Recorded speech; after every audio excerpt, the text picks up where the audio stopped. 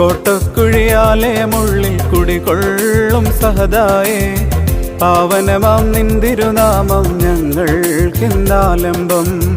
അശ്വാരൂഢൻ സഹദാ ദൈവത്തിൻ സേനാനി, പകരേണം നാഥാ നിൻ കൃപ ഞങ്ങൾക്കായി. പാടി വരുന്നു ഞങ്ങൾ പാവന സന്നിധിയിൽ, പാടുകളെ മുറ്റും നീക്കിയടിയാരേ പാലേനം ചെയ്യണമെന്നുമെന്നും.